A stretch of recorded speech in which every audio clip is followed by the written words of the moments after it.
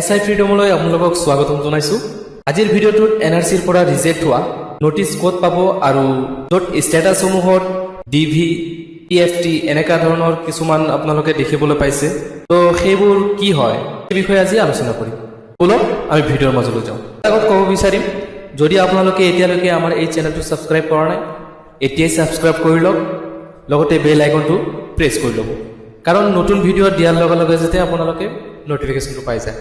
আহক আমি ভিডিঅ' আৰম্ভ কৰোঁ। বন্ধুসকল, আপোনালোকৰ য'ত গুগল ক্ৰম ব্ৰাউজাৰটো আছে, গুগল ক্ৰম ব্ৰাউজাৰটো খুলি ল'ব। খোলাৰ পিছত এড্ৰেছ বাৰত টাইপ কৰিব www.nrcassam.nic.in। এণ্টাৰ কৰাৰ পিছত আপোনালোকে দেখিবলৈ পাইছে যে ইয়াৰ পৰা আপোনালোকে ড্ৰাফ্ট যোনটো ফাইনেল এনআৰচি লিষ্ট হয়, ইয়াতে আপোনালোকে ক্লিক কৰাৰ পিছত ARN নম্বৰ মাৰি কেনে আপোনালোকে ওলাব পাৰিব। তো ইয়াতে go to NRC official website, ইয়াতো আপোনালোকে যাব পাৰে বা ইয়াৰ পৰা আপোনালোকে যাব পাৰে। তো মই অফিচিয়েল ৱেবছাইটত গ'লোঁ। যোৱাৰ পিছত এই ধৰণে পেজটো খোল খাব। খোল খোৱাৰ পিছত আপোনালোকে ইয়াতে দুটা লিংক দেখিবলৈ পাইছে, result for all NRC applicant as per draft NRC.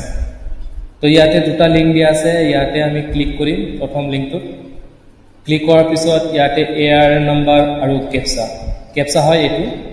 ইয়াতে আমি ARN নম্বৰটো টাইপ কৰিম, যোনটো আপোনালোকৰ ARN নম্বৰ হয় সেইটো আপোনালোকে টাইপ কৰিব।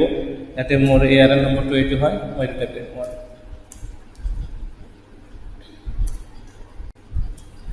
ইয়াতে কেপচাটো টাইপ কৰিব,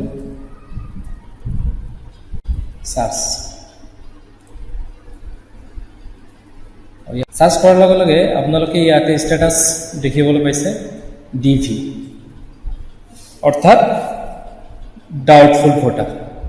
তো ডিভিটো হৈছে ডাউটফুল ভোটাৰ। এনেকুৱা ধৰণৰ আপোনালোকে বহুত ইয়াতে আপোনালোকে অপশ্যন পাই যাব ষ্টেটাছত। যেনেকৈ আপোনালোকে পাব হয়তো ইয়াতে PFT, ডিভি, ইয়াতে তলৰ ফালে আপোনালোকৰ য'ত নটিছ দিয়া থাকে তাত আপোনালোকে সুন্দৰকৈ ইয়াতে লিখা আছে শ্বৰ্ট ফৰ্ম আৰু ফুল ফৰ্ম। তো ইয়াতে ডিভি মোৰ ইয়াতে দেখিবলৈ পাইছোঁ ডিভিটো কি হয়? Doubtful voter. সেইকাৰণে ইয়াতে ৰিজেক্ট আহিছে।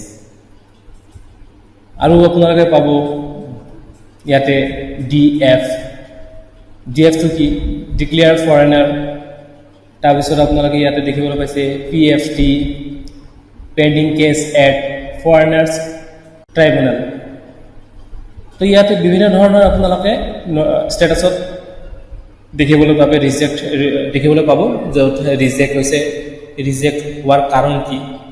ইয়াতে আপোনালোকৰ যোনটো শ্ব' কৰিব, আপোনালোকৰ তলত গৈ কেনে ইয়াতে চাব পাৰিব যে আপোনালোক কি কাৰণত ৰিজেক্ট হ'ল।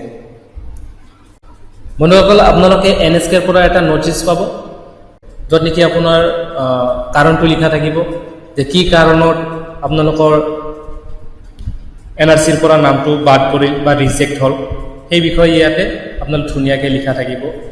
তো আপোনালোকে NSKৰ লগত যোগাযোগ কৰক, আপোনালোকৰ বা VLৰ লগত যোগাযোগ কৰক। যোগাযোগ কৰিলে আপোনালোকে এই খবৰখিনি পাই যাব। বন্ধুসকল, আশা কৰিছোঁ ভিডিঅ'টো ভাল লাগিছে। যদি আপোনালোকৰ ভিডিঅ'টো ভাল লাগি থাকে তেতিয়াহ'লে লাইক এটা নিশ্চয় মাৰিব।